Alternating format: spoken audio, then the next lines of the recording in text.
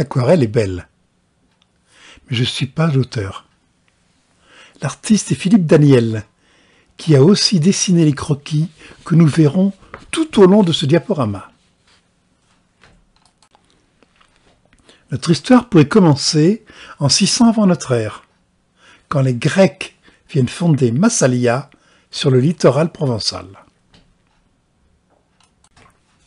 Paradoxalement, il faudra attendre 2500 ans pour retrouver les traces de cette implantation, à l'emplacement du centre commercial La Bourse, à 2 pas du vieux port actuel.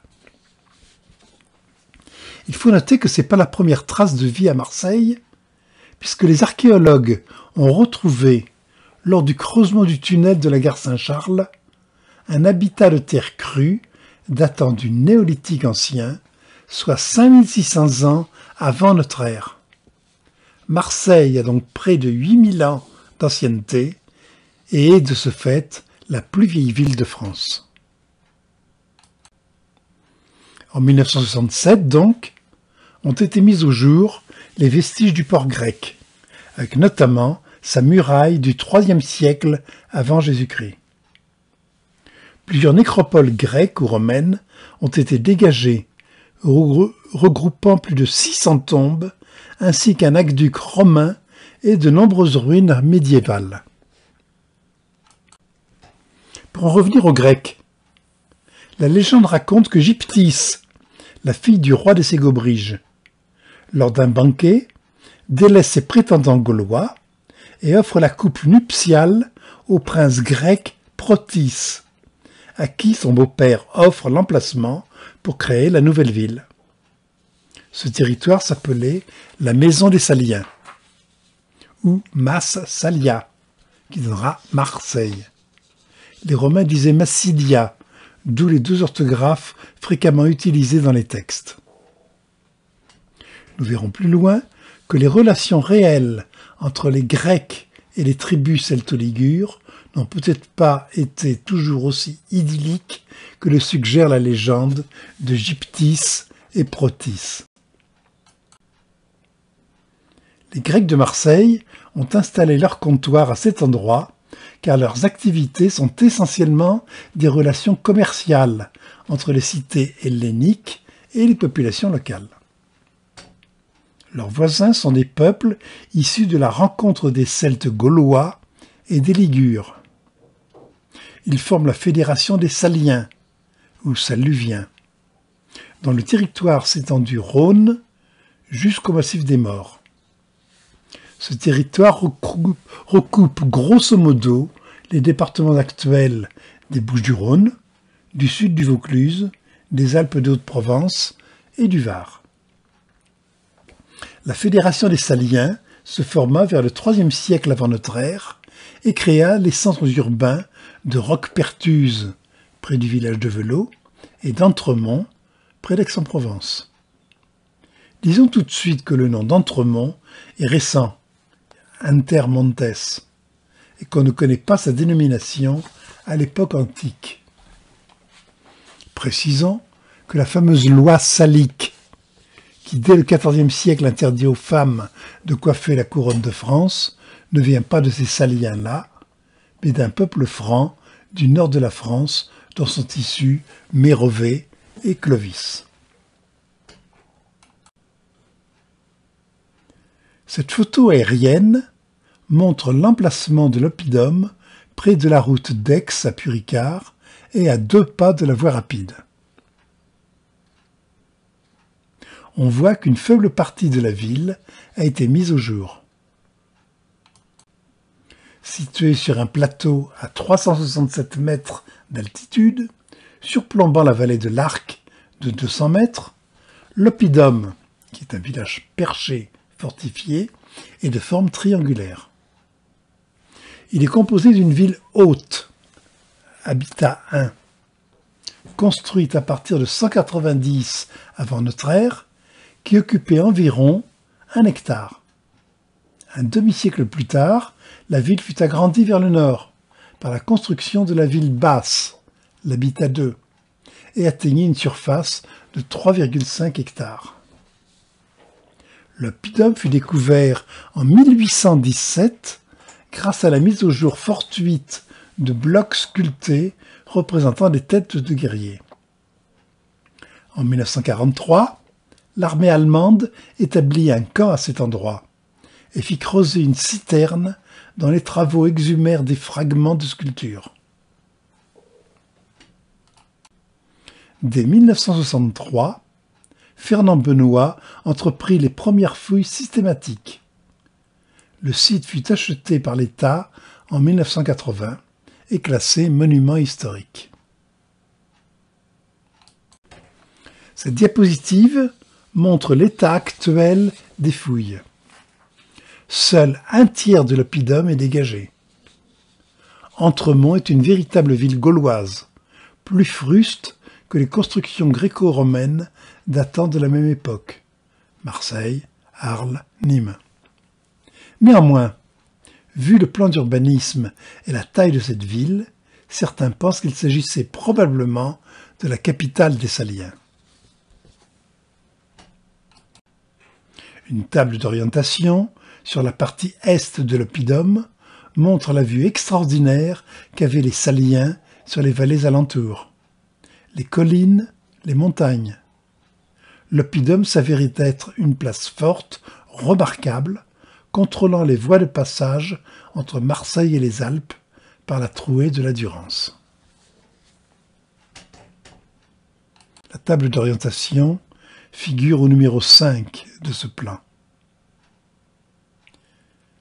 Les fouilles ont actuellement mis en évidence deux entrées dans l'oppidum.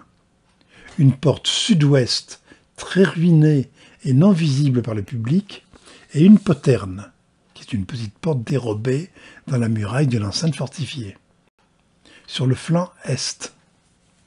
Ces deux faces sont des escarpements rocheux formant une défense naturelle. Voici donc la poterne, munie d'un escalier. À l'origine, l'escalier était assez étroit. Il a dû être élargi et aménagé au cours de l'évolution de l'oppidum. Il permettait peut-être d'aller chercher de l'eau dans des sources en contrebas, selon Fernand Benoît. Car au sommet du plateau, les seuls approvisionnements possibles en eau ne venaient que des citernes pluviales. Voici un dessin de l'escalier de la poterne sud-est. L'ouvrage situé à droite de l'escalier est une restanque récente. Voici la ville haute, habitat 1, construite entre -90 et -170 avant notre ère. Elle a la forme d'un losange d'environ 1 hectare. Elle est abritée au nord-ouest par une enceinte munie de 4 tours. Ce mur d'enceinte, qui a été arasé lors de l'agrandissement de la ville, est encore bien reconnaissable au nord de la ville, où l'on voit encore une assise de réglage en gros blocs de calcaire, prenant appui sur le sol sans véritable fondation. On retrouve ici une autre partie de ce mur, qui sépare actuellement la ville haute de la ville basse. L'habitat 1, ou ville haute donc, est constitué d'îlots séparés par des voies de circulation en un urbanisme assez régulier. Les habitations s'agencent de part et d'autre d'un mur central et s'ouvrent directement sur les rues.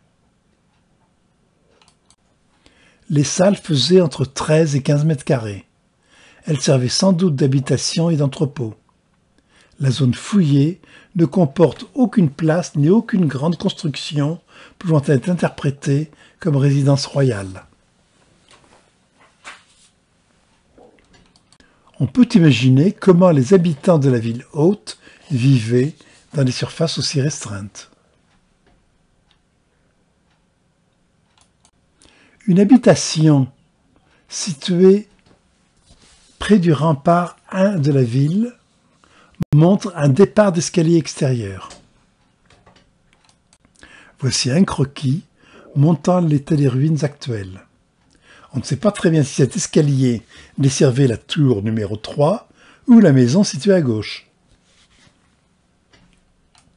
Voici l'hypothèse de restitution imaginée par les archéologues. On voit à l'arrière le rempart d'enceinte de la ville haute et une tour de défense.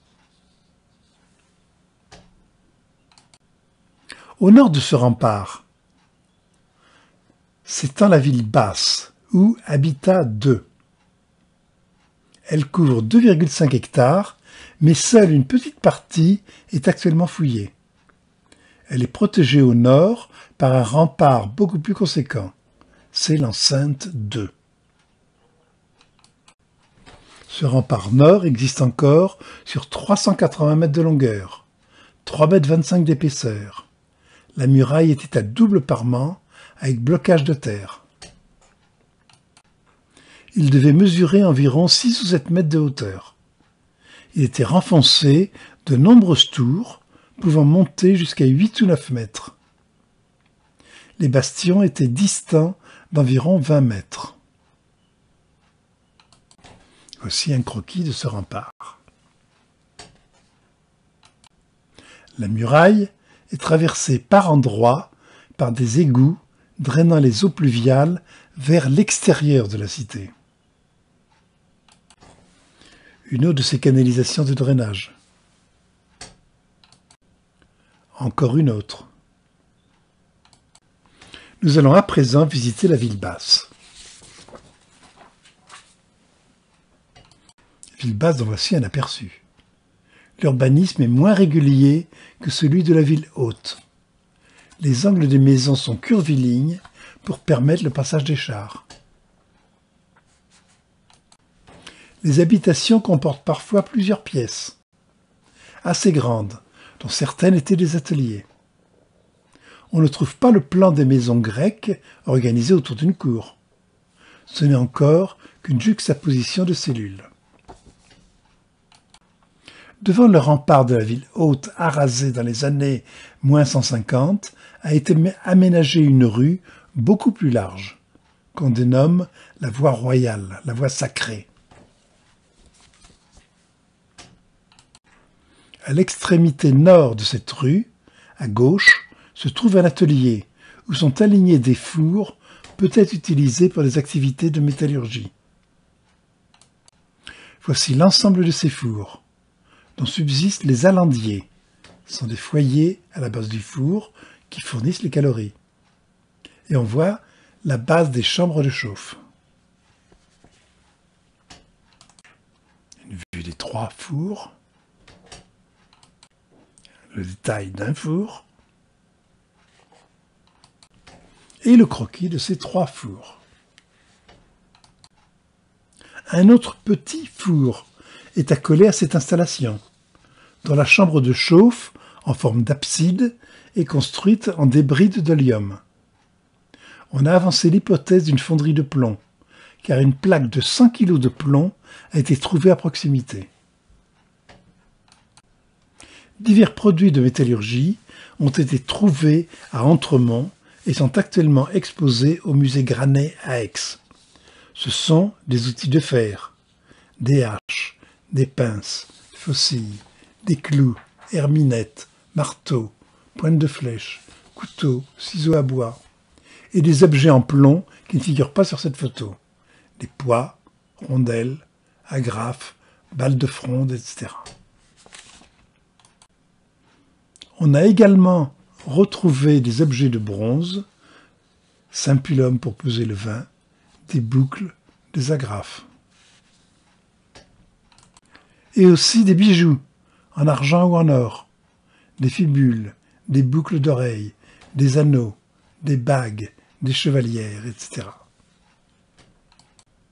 On a retrouvé également de nombreuses poteries locales assez frustes, telles des jarres de stockage, des doliums, des pichets, des pots divers souvent importés d'Italie, d'Espagne, de Grèce, des fusailloles pour les métiers à tisser. Pour leur commerce, les Saliens utilisaient non seulement des pièces gauloises, mais principalement la monnaie grecque de Marseille. on a retrouvé un trésor de 1500 pièces à l'effigie d'Apollon et d'Artémis. En bas à gauche, vous avez une petite bourse. D'autres ateliers contiennent des pressoirs à huile d'olive ou à vin, dont subsistent les dalles de pressage et des pots en pierre. Voici le fonctionnement d'un pressoir à olive. Les fruits ou la pâte d'olive sont placés dans des scourtins, des paniers souples, posés sur la dalle de pressage, ou mets. Un arbre de presse, alourdi par un poids et guidé par des poteaux, vient écraser les olives dont le jus est recueilli dans un récipient, puis stocké dans des doliums, des jarres de décantation. Voilà à quoi pouvait ressembler un atelier de pressage. Voilà une mets ou la dalle de pressage en place. La même en croquis d'artiste. Une pierre de pressoir est réutilisée en angle de rue. Par terre, on peut remarquer des plaques de marbre qui devaient probablement venir d'un édifice proche. Ce n'est du reste pas la seule dalle récupérée en élément d'urbanisme. Cela confirme la présence de chariots et la nécessité de protéger les bases et les angles des maisons. Les artères d'Entremont étaient assez larges pour permettre la circulation de charrois. Cependant, une bonne partie du transport de marchandises devait se faire à dos d'animaux, des ânes, des chevaux, des bœufs. Nous allons à présent découvrir l'un des bâtiments les plus extraordinaires de la ville d'Entremont, la salle hypostyle, encore appelée portique des crânes. Il suffit de reprendre la grande rue en direction de l'ouest. À gauche se trouve une grande salle construite entre deux tours du rempart de la ville haute. Cette salle fait 21 mètres de longueur sur 5 mètres de large. Il ne subsiste que les fondations du rez-de-chaussée. L'étage a disparu, étant supporté par des poteaux de bois, les uns au centre s'appuyant sur les blocs de pierre visibles au centre de la pièce. D'autres en façade reposaient sur une rangée de stèles couchées. On peut imaginer l'architecture de ce bâtiment dont les poutres sont accolées à l'arrière, à l'ancien rempart et sur les poteaux au centre à l'avant. La façade pouvait ressembler à ces colombages dont le Moyen-Âge ferait un usage conséquent. Revenons aux vestiges archéologiques. On a dit plus haut que les poteaux situés côté rue reposaient sur des stèles couchées. On aperçoit des sculptures sur ces stèles.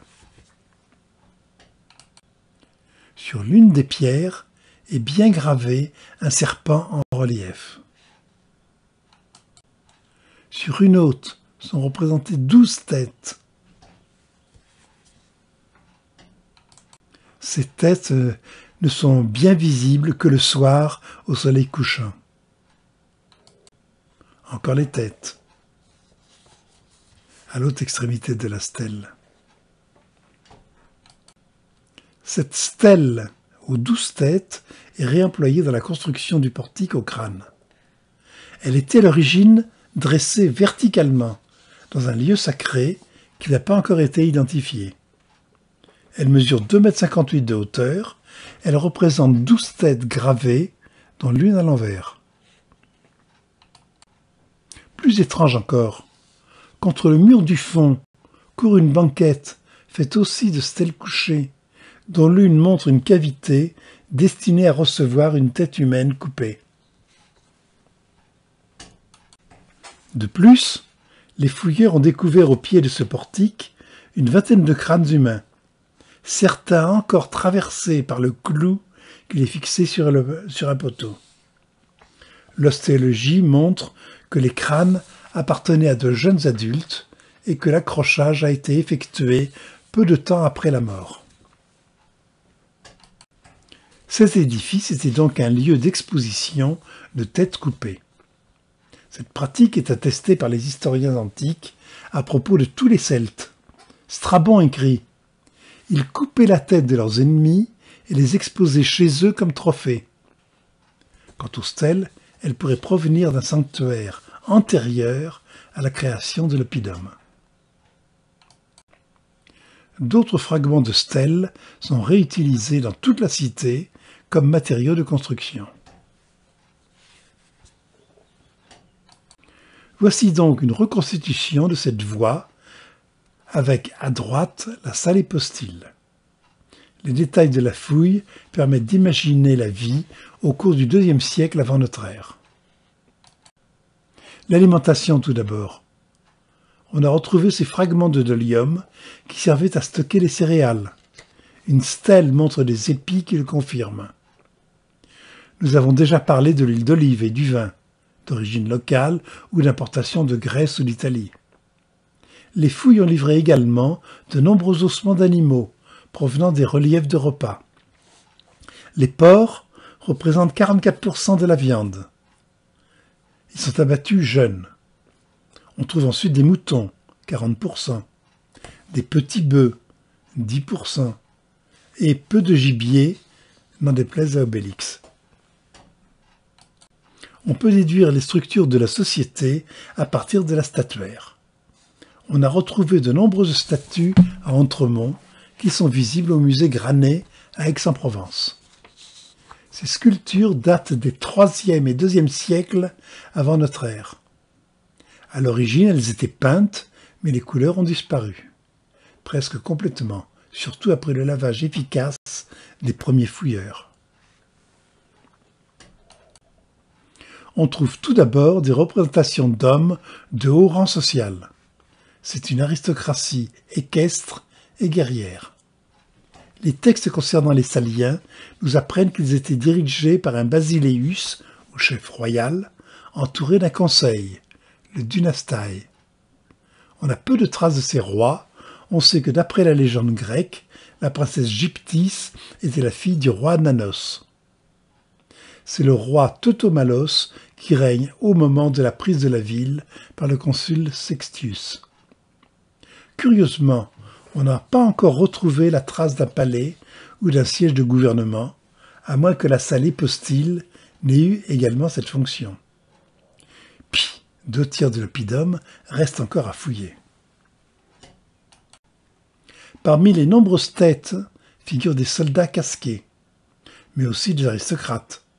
La tête ceinte d'un diadème ou nu-tête. Ces aristocrates sont toujours richement vêtus, représentés grandeur nature, assis en position de tailleur. Les femmes sont également représentées, assises, en robe longue et manteau, la tête recouverte d'un voile descendant dans le dos. Elles semblent avoir une place égale aux hommes. N'est-ce pas Gyptis, la fille de Nanos, qui choisit son futur époux en dépit des prétendants locaux? Une série de statues représente des guerriers assis en tailleur, à cuirasse mouchetée, ornée de torques. Ce sont peut-être des héros vénérés par la population. Dans toutes les sociétés antiques, l'héroïsation d'un individu après sa mort découle d'attentes identitaires qui accompagnent les mutations sociales et le besoin de protection. Ce sont d'abord des bustes, comme celui du site de Sainte Anastasie, représenté ici, puis ensuite les héros assis. Ces guerriers, dieux, ancêtres, chefs, ont toujours une attitude hiératique très digne. Les sculptures de têtes coupées sont beaucoup plus macabres, comme devaient l'être celles suspendues à l'encolure des chevaux ou clouées sur les poteaux. Remarquez sur la tête de droite 3 doigts d'une main gauche. On imagine aisément la statue reconstituée. Pour Fernand Benoît, l'association des crânes à des statues allégoriques dépasse la simple représentation de trophées guerriers.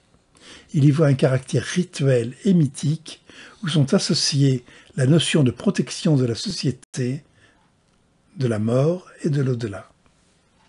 Benoît réfléchit au parallèle avec les croyances égyptiennes ou au Bouddha d'Extrême-Orient.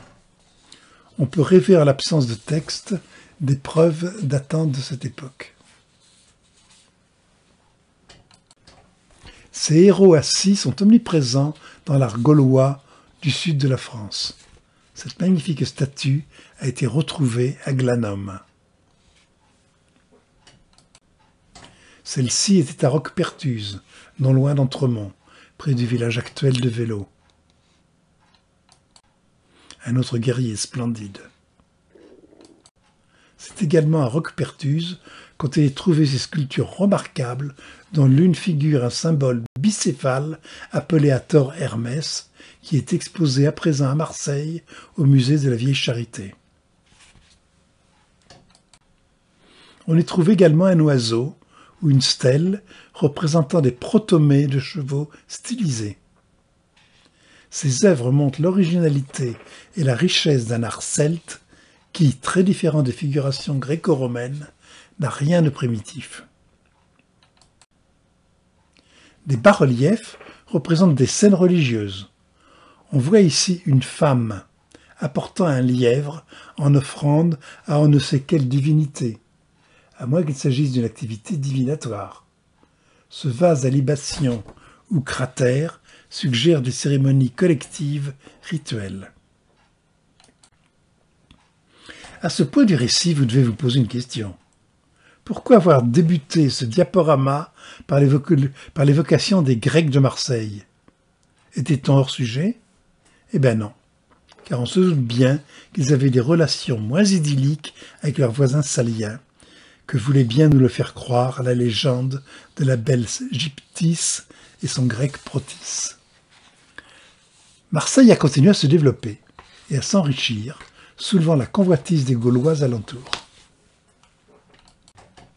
Les textes antiques font part des relations conflictuelles incessantes que les Saliens faisaient peser sur la riche cité phocéenne et sur tous les comptoirs grecs bordant la côte méditerranéenne.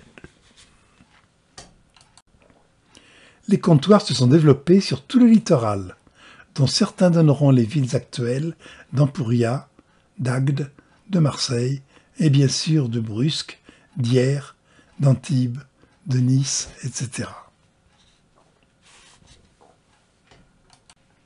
Il se trouve qu'à cette époque, Rome, victorieuse de Carthage, commence à tourner son regard vers l'ouest et s'engage dans la conquête du bassin méditerranéen. Les Marseillais en profitent et veulent assurer leur sécurité face aux incursions des troupes barbares. Ils font appel à l'aide militaire romaine.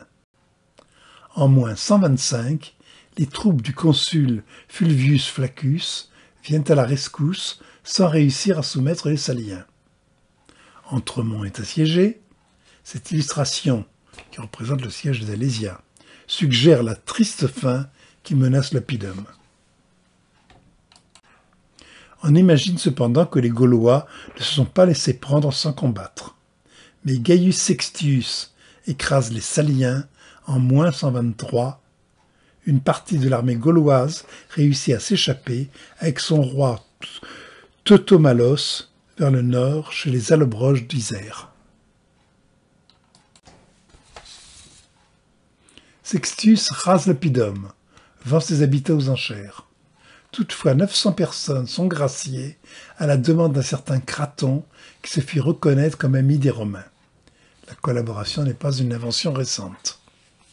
Entremont, capitale des Saliens, n'aura vécu qu'un siècle et va disparaître des mémoires pendant 1900 ans. Le général Sextius va fonder près de la source thermale située au pied de l'oppidum une cité romaine qu'il va appeler Aquae Sextiae, Saluviorum, terme Sextius Salien, qui existe toujours sous le nom actuel d'Aix-en-Provence.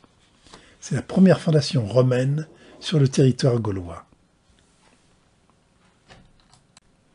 On a retrouvé récemment les premiers vestiges du théâtre antique d'Aix qui a été en partie dégagé, mais qui risque d'être à nouveau enfoui dans la tente de crédit.